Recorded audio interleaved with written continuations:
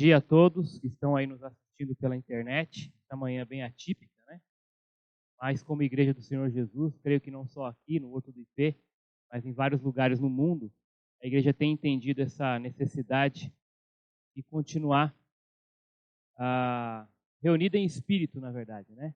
As famílias em casa e os cristãos aí fazendo seus devocionais e também não deixando de congregar dessa maneira, né? De casa em casa, pela internet, um apoiando o outro e colaborando também nesse momento tão difícil da nação, né? Do mundo como um todo.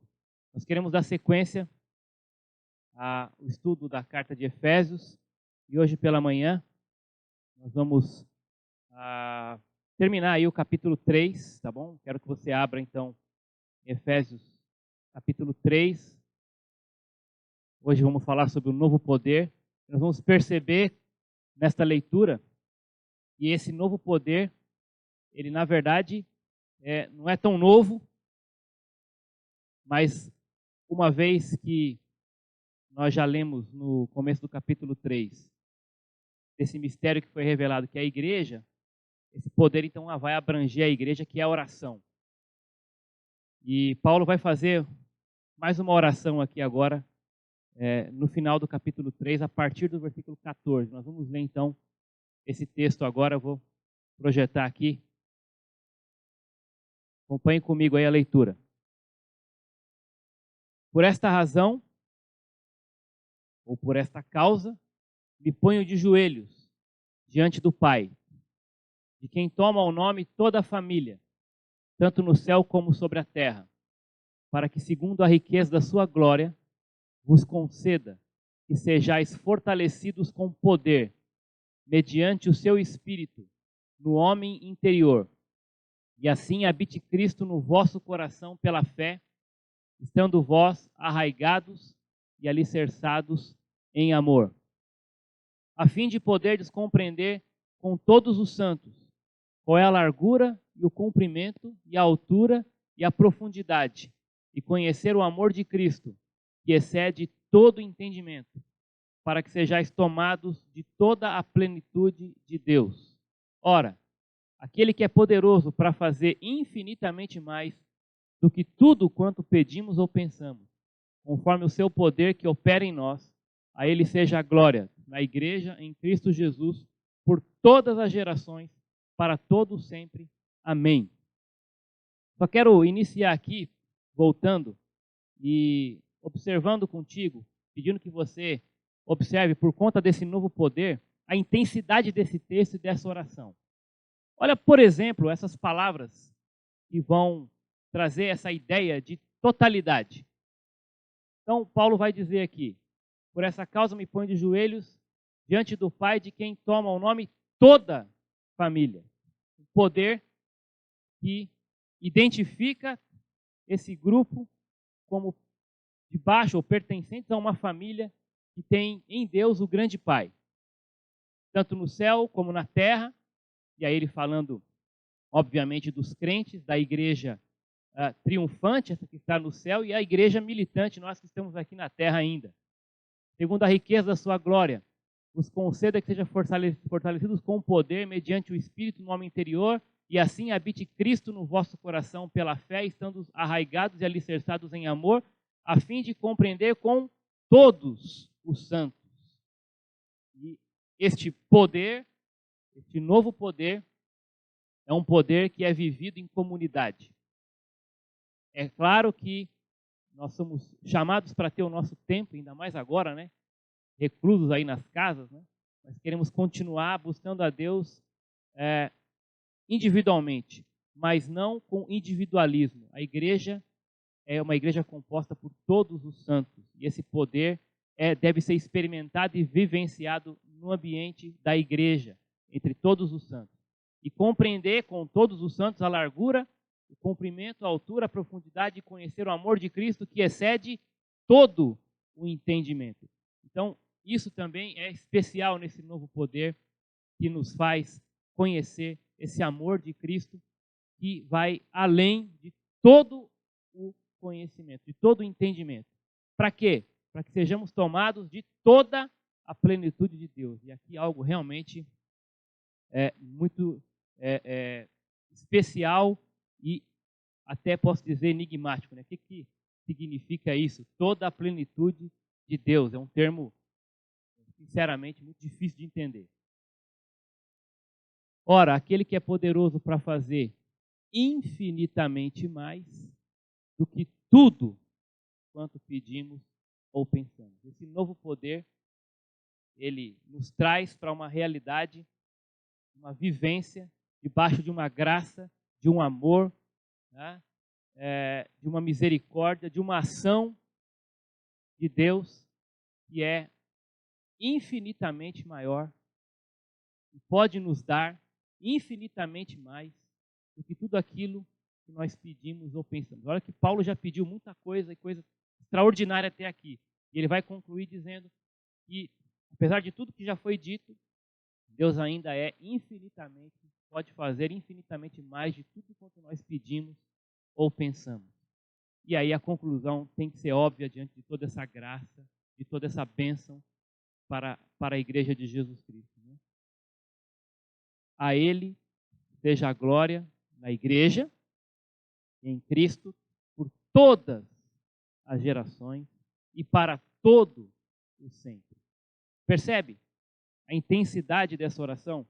Só olhando esses termos aí de completude, né? Tudo, todo, em todos, para sempre, enfim. Dá para perceber, como diz Hernandes Dias Lopes, no seu comentário, que esta é considerada a oração mais ousada da história, e de fato. Né? Até ouvindo também um outro comentário, uma pregação sobre esse texto, Augusto Nicodemo cita o seu sogro, e eu ouvia dele a seguinte frase, e ele aplica isso a este trecho, a esta oração. A mensagem sempre é maior que o mensageiro. E quando nós lemos esse trecho e percebemos os detalhes da oração de Paulo, realmente nós ficamos assim maravilhados com a profundidade do ensino que tem aí e o quanto nós somos rasos no entendimento muitas vezes. Né? Então, de fato, se isso não tivesse na Bíblia, a gente não ousaria dizer algo desse gênero. Né? Está descrito aí na oração de Paulo. É muito profundo isso para nós. Os romanos poderiam até prender Paulo. E o que acontece diante dessa oração mais surpreendente, mais ousada da história, é que Paulo está fazendo essa oração preso. Isso é interessante também. Ele podia estar preso, podia estar algemado, poderiam até costurar sua boca. Mas o que nós percebemos aí é que eles não poderiam impedir o apóstolo Paulo de orar. Aliás, nenhuma força na terra pode impedir os homens de orar. Este é o novo poder, este é o grande poder que a igreja tem, é o grande poder que o cristão tem, o poder da oração.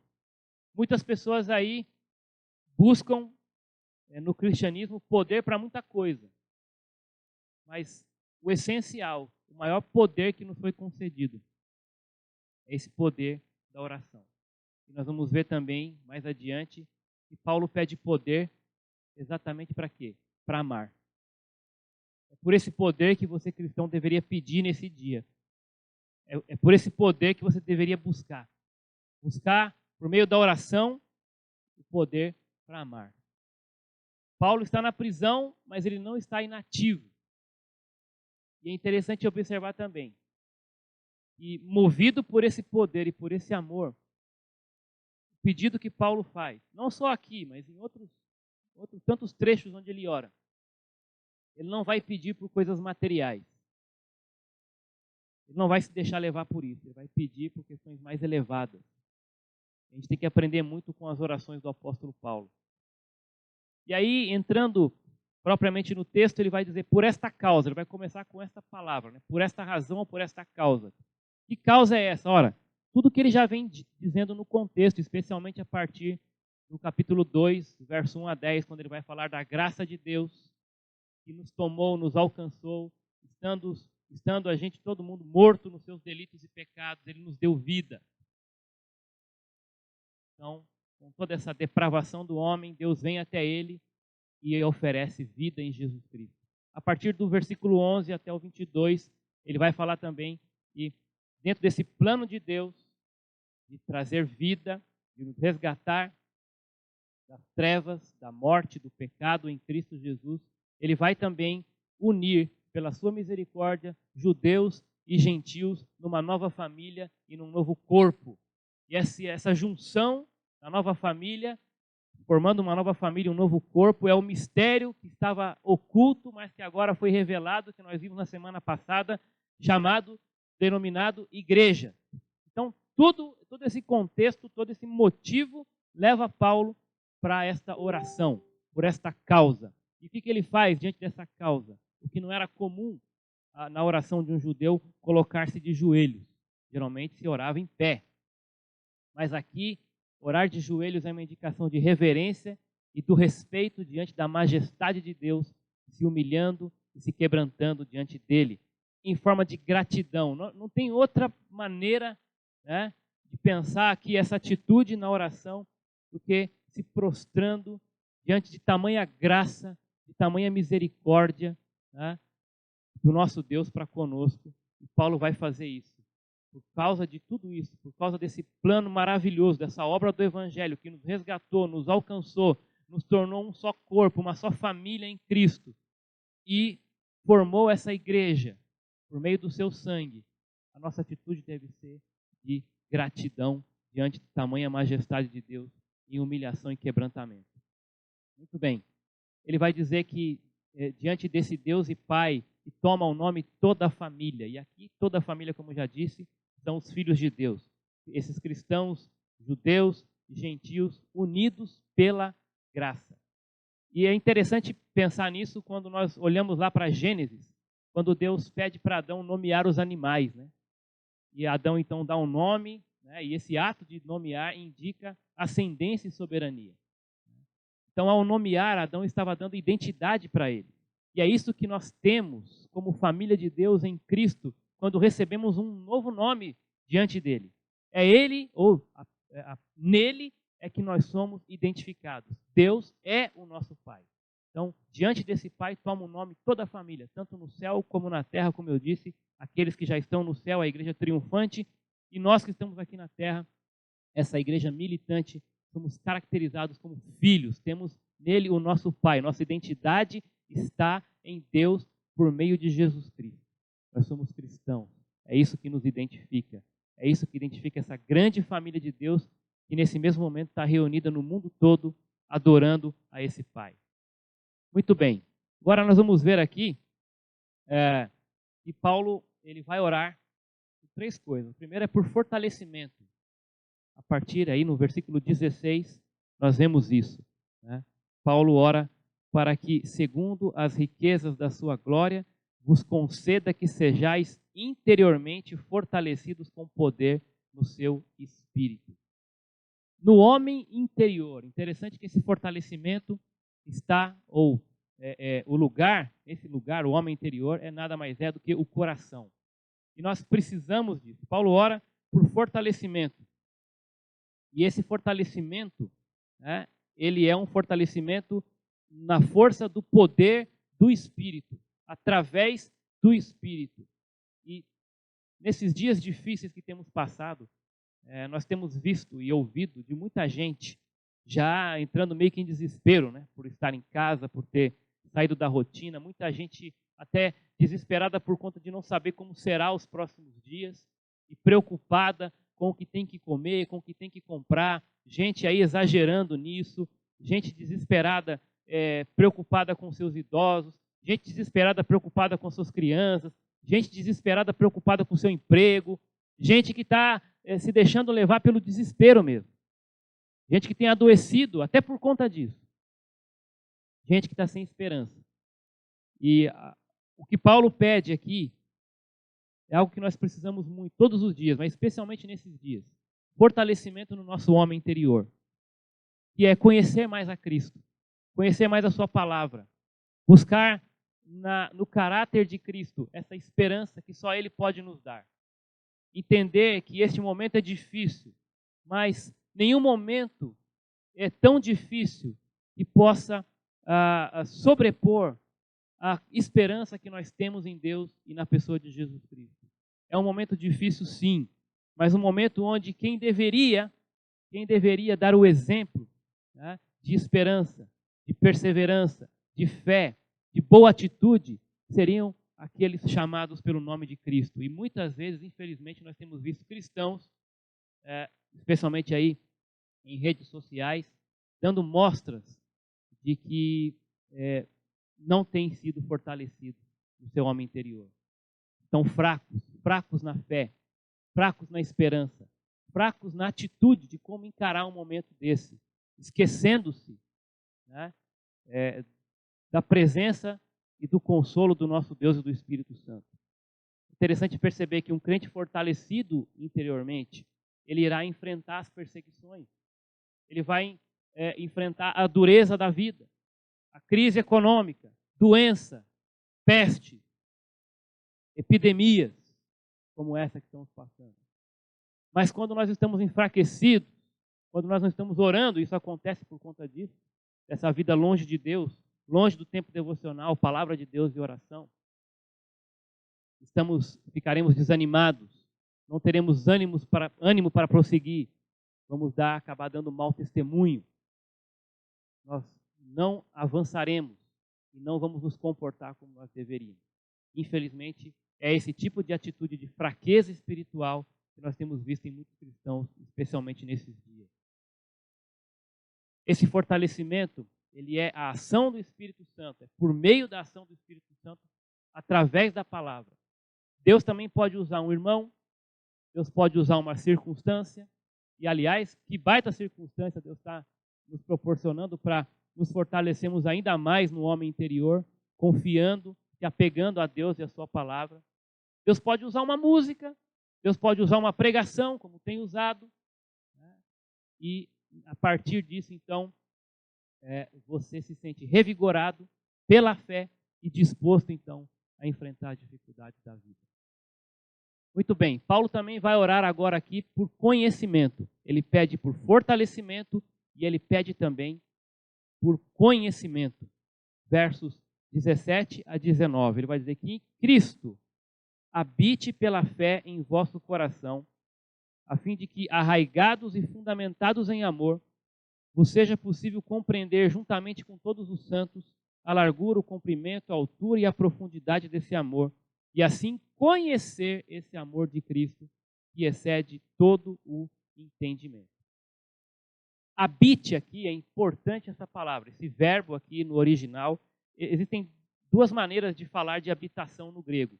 Uma delas é essa palavra aí, transliterada como paroikel, que significa habitar por uma noite, por exemplo, ou a ideia de um hóspede passageiro, aquele que está passando, está de passagem, então ele vai se hospedar numa casa, mas vai ficar ali uma noite ou duas, enfim. É aquele hóspede que está de passagem. Quando se quer falar sobre isso, usa-se esse verbo paroikel. Mas quando você quer falar de uma habitação permanente, que é o caso aqui no texto, você usa outro verbo, que é o katoikel. E esta é, de fato, a ideia aqui. Habite pela fé em vosso coração, que Cristo habite pela fé em vosso coração, é a ideia de que Ele deve vir para tomar conta. Ele é não apenas um hóspede, não deve ser aquele que vai ficar uma ou outra noite, mas sim aquele que é o dono, o proprietário, que vai chegar e se alojar definitivamente nessa casa. Essa ideia também é descrita lá em Colossenses, capítulo 2, verso 9. Nós podemos ir até lá.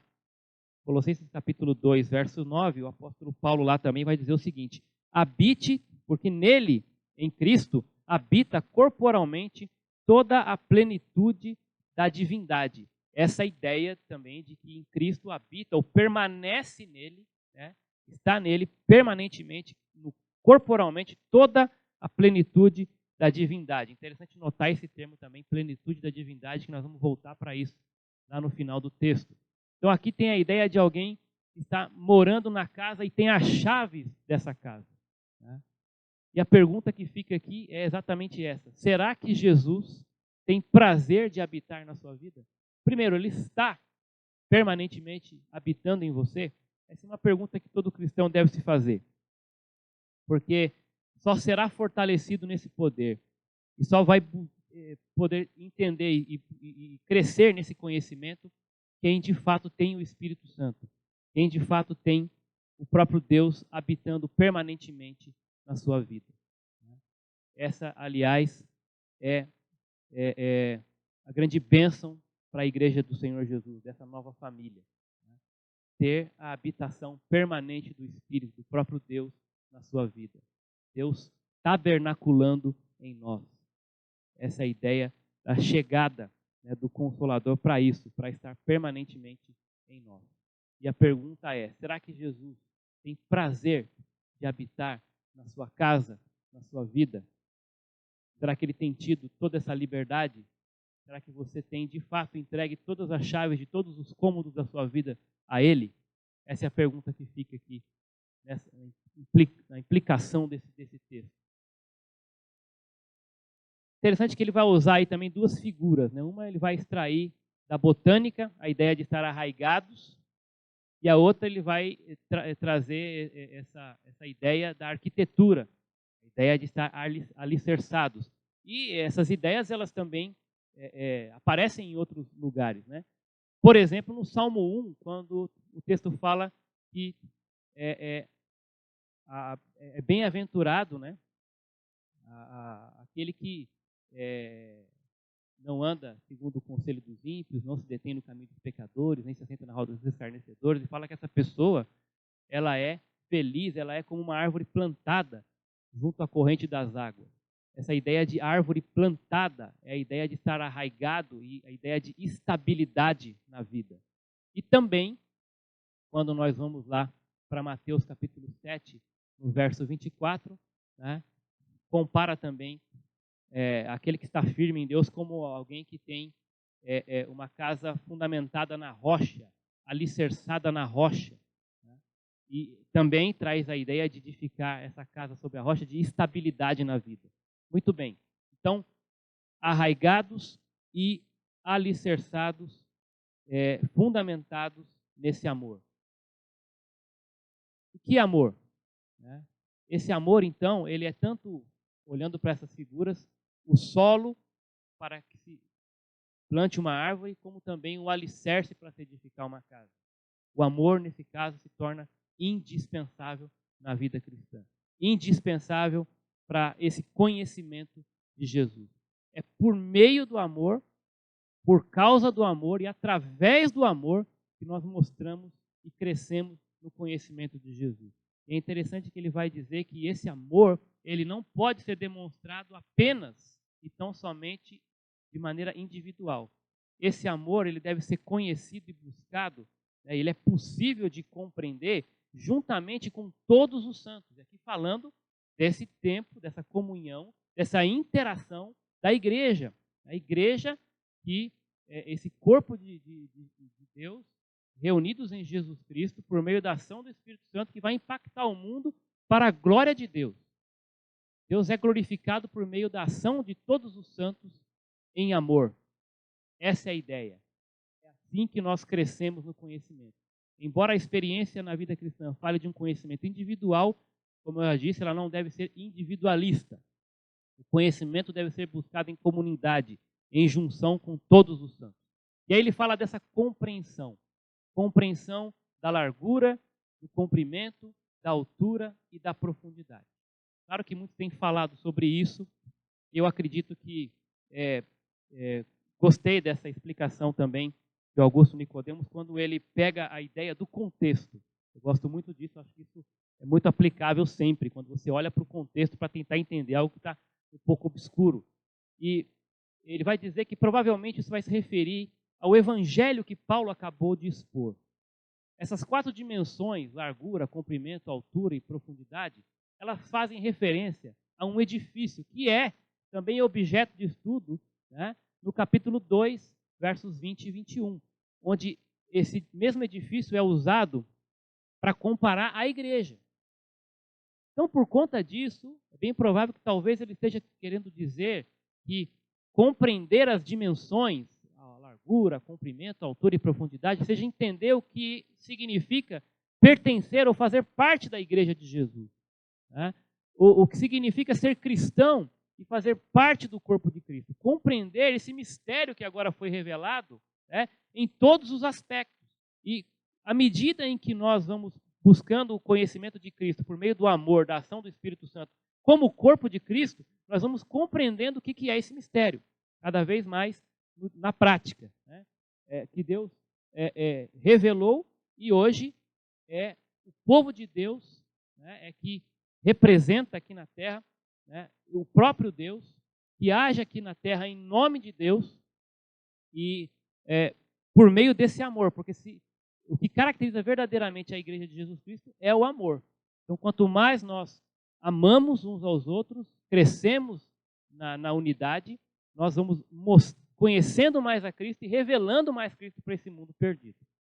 Muito bem. Então, o verbo conhecer aqui, ele não, obviamente, não vai significar apenas um conhecimento intelectual, mas significa o quê? Um conhecimento por experiência, não apenas saber, mas se apropriar, conhecendo porque provou, conhecendo porque experimentou o relacionamento da igreja com Cristo, do Filho com o Pai. A história da igreja está repleta de relatos de experiência de algumas pessoas que tiveram do amor de Deus e como isso impactou e transformou a vida dessas pessoas. E aqui, gente, uma coisa é saber desde pequeno, na escola dominical, quem é Jesus, do amor de Jesus, né, do amor de Deus. Outra coisa é ter experiência desse amor. E algumas perguntas aqui também, implicando esse texto na nossa vida. Será que o cristianismo é algo que mexe conosco, que nos toca, que nos move, que nos transforma, que nos emociona? Ou será que para nós, o cristianismo, a vida cristã, a igreja, né, é simplesmente o prédio, o local onde nós vamos no domingo na reunião?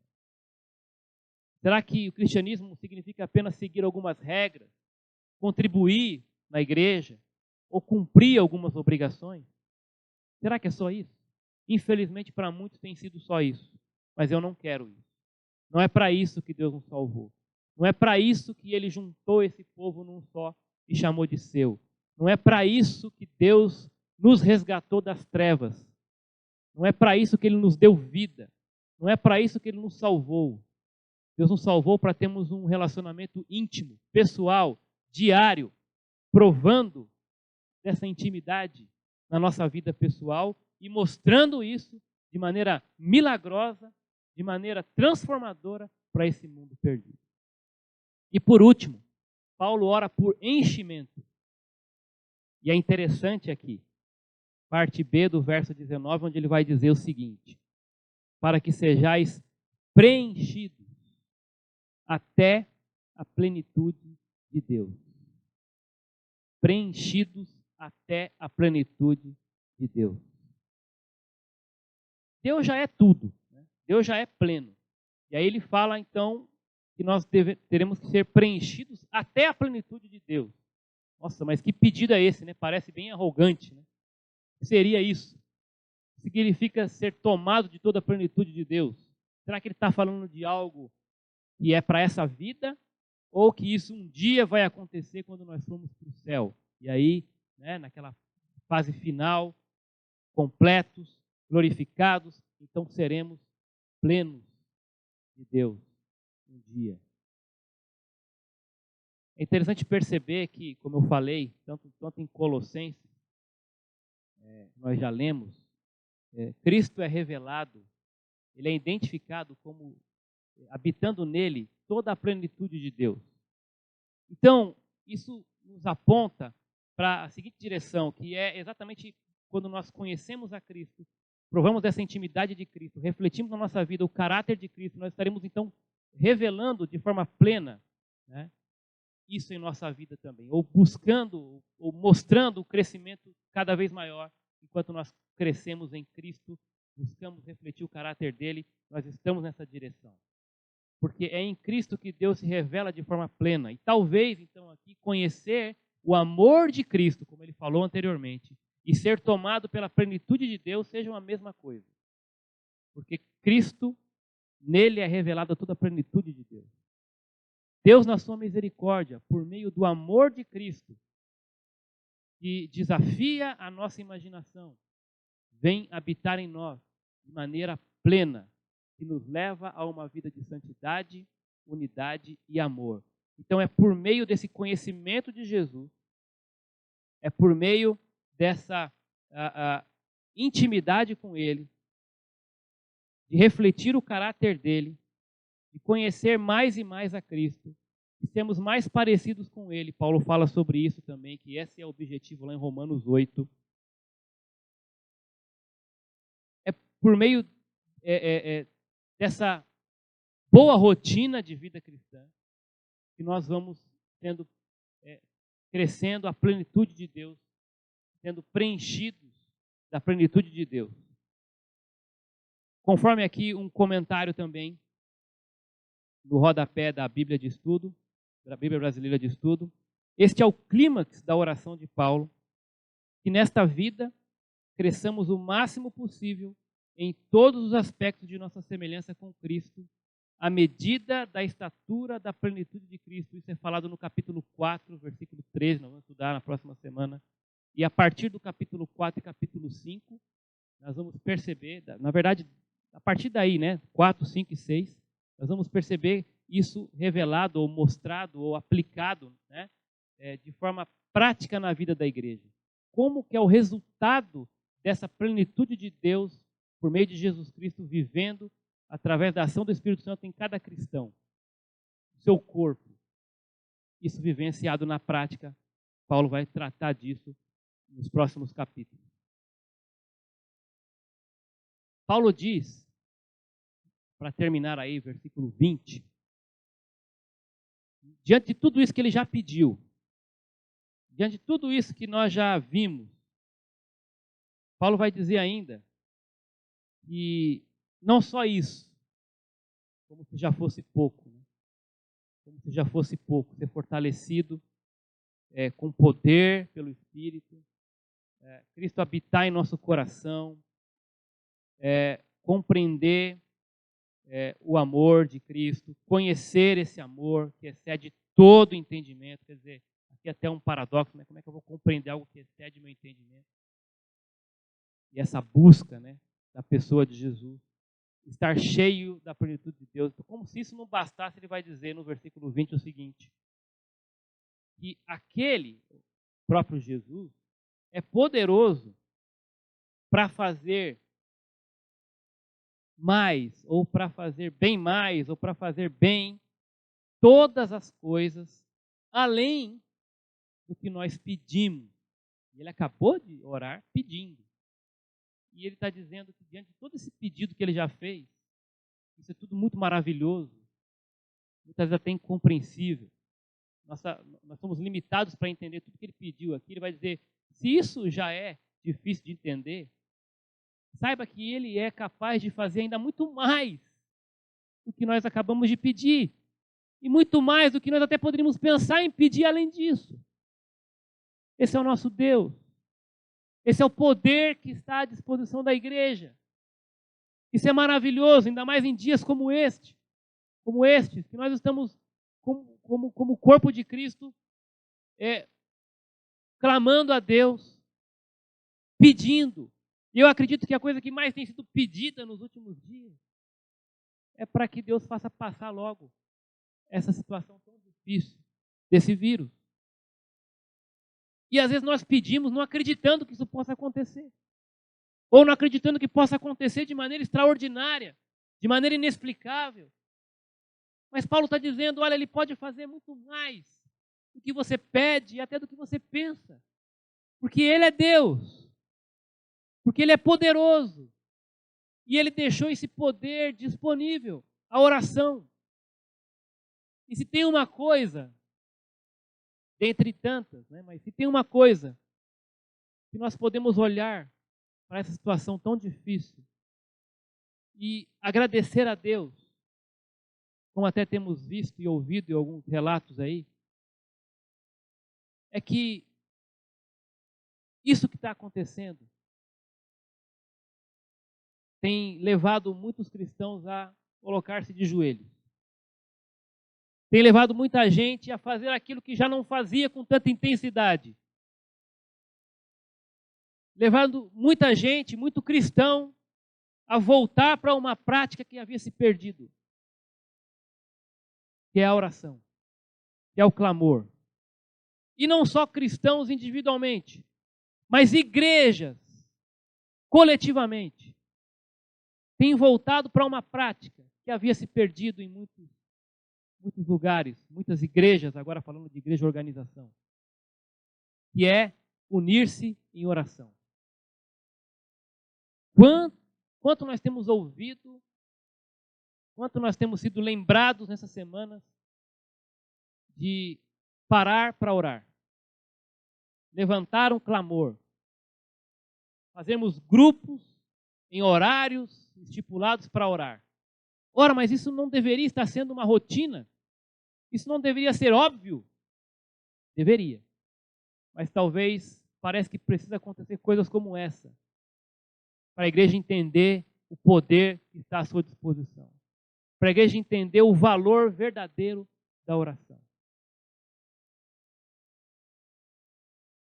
Paulo diz que ele ainda pode fazer mais do que já foi dito anteriormente. Ou seja, mais do que pedimos ou pensamos. Isso conforme o seu poder que opera em nós. Onde está esse poder? Na restauração de vidas, no perdão dos pecados, na transformação. Nós vemos esse poder também na libertação de vícios. Nós vemos esse poder na mudança de atitude. Nós vemos esse poder na capacidade de perdoar e de amar os inimigos.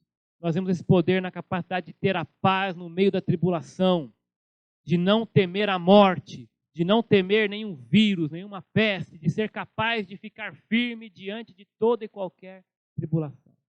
Esse é o poder de Deus que opera em nós. Para terminar, a pergunta é essa: onde está o poder do Evangelho na sua, na minha vida e na vida dessa igreja? Onde está o poder? O padrão é este. Nós não devemos nos conformar com nada menos que isso.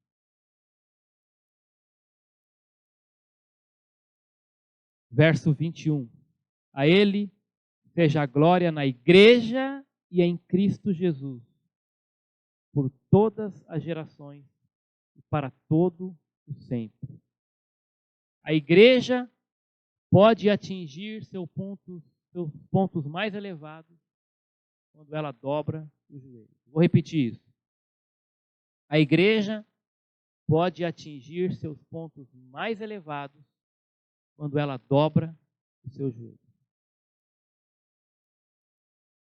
Paulo ora ao Pai, e aí você vê a Trindade envolvida aqui também nesse trecho, para que o Filho seja mais desejado por meio do Espírito Santo.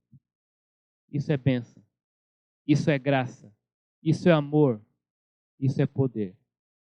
E é por esse poder que nós temos que buscar. E agradecer ao nosso Deus que Ele colocou isso à nossa disposição, por meio do Espírito Santo, para que através dele possamos conhecer mais a Cristo. Conhecer esse Cristo vai resultar em uma vida de amor individual e uma vida de amor em coletividade. E esse amor vai ser mostrado para esse mundo. Esse amor que vai ser mostrado para esse mundo vai revelar o próprio Filho, vai revelar o próprio Deus, para que esse mundo perdido encontre uma nova esperança, um novo caminho, uma nova vida, uma nova filiação em Deus. E esse novo poder é a oração. Eu quero orar com vocês agora, rogando a Deus e agradecendo a Ele por tão grande bênção. Senhor, nosso Deus e nosso Pai, nós te agradecemos pela Tua palavra, pelo poder que está à nossa disposição, que é a oração. Obrigado, Senhor, porque o Senhor tem sido muito misericordioso. A Tua graça nos alcançou. A Tua graça nos tirou das trevas, nos tirou da condenação do pecado Isso foi obra do Senhor na cruz. Aprove ao Senhor, por meio da ação do Evangelho, juntar num só povo, num só corpo, judeus e gentios. O Senhor fez isso porque nos amou. O Senhor juntou todos num só corpo, chamado igreja, um mistério que estava revelado. Estava escondido, mas agora foi revelado. Revelado em Cristo. E o Senhor chamou essa igreja e deu poder. Poder por meio do Espírito para que nós nos amemos. Que nós possamos nos fortalecer no homem interior com essas verdades. Com este poder por meio da ação do Espírito no conhecimento, crescendo no conhecimento de Jesus Cristo. Refletindo em nossa vida o caráter, obedecendo tudo que Ele ensinou, vivendo como igreja, impactando vidas, fazendo discípulos desse Jesus, para que assim o Senhor seja glorificado em nossas vidas aqui na terra. Que a tua igreja triunfe nesse propósito, Pai. E assim cresçamos em tudo. Cresçamos em Cristo, porque nele habita toda a plenitude de Deus. Senhor, que a igreja entenda, Pai, nesses dias, não só nesses dias, mas especialmente nesses dias difíceis, o que é ser igreja de verdade. A igreja não se limita a um prédio, nós sabemos disso.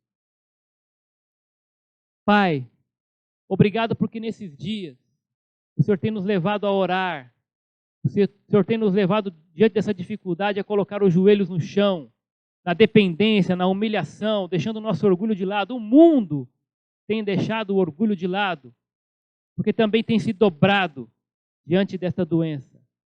O mundo tem percebido que nós somos pequenos, que algo invisível pode nos paralisar. Mas, Senhor, nós como igreja não devemos temer, não devemos perder a esperança, ao contrário, nós sabemos em quem está a nossa esperança. Nós sabemos a quem recorrer. Nós não precisamos entrar em desespero. Não precisamos sair comprando tudo. Não precisamos sair chorando e lamentando sem esperança, deixando esmorecer a nossa fé. Porque nós temos um Deus que é poderoso para fazer muito mais do que nós pedimos e pensamos. Porque temos um Deus que é presente. Temos um Deus em quem a nossa fé está arraigada e alicerçada. Porque é o Criador de tudo e de todo. O Senhor nunca é pego de surpresa. O Senhor já sabe o fim de tudo isso. E o Senhor pede e o Senhor nos capacita também nessa hora a estarmos firmes, a estarmos de pé como pessoas, de pé como uma só nação, como um povo que está para servir esse mundo abalado nessa hora. Servir com o Evangelho, trazendo esperança, trazendo a cura, que é muito mais do que a cura física. É a cura espiritual, a esperança que só o Evangelho pode dar. Nos ajude a fazermos isso, Pai. A sermos esse povo que o Senhor preparou para glorificar o Teu nome aqui na terra. Pai, muito obrigado pela esperança, muito obrigado por esse novo poder, muito obrigado pela possibilidade de orar e de ter o Senhor, no Senhor, o nosso grande Pai. Oramos assim, confiados, e desde já também continuamos a pedir para que o Senhor interceda, para que o Senhor provenha com poder na nossa nação. Que o Senhor dê sabedoria, ilumine também os nossos governantes. Ilumine a nossa nação, cada pessoa, para que entenda esse momento difícil. Claro, tome todas as precauções, mas também que o Senhor venha com o poder do Teu Espírito para quebrar os corações orgulhosos e fazer essa nação também se ajoelhar diante do Senhor. Essa é a nossa esperança, porque nós sabemos que o Senhor é o dono dessa nação por direito. Se ainda não é de fato, o Senhor já o é por direito. E essa igreja que o Senhor resgatou, não só no Brasil, como no mundo, deve anunciar esse senhorio de Cristo. Deve anunciar a salvação em Cristo, a esperança em Cristo nesses tempos difíceis. Que assim seja, Pai. Minha oração em nome do Senhor Jesus. Amém. Deus abençoe.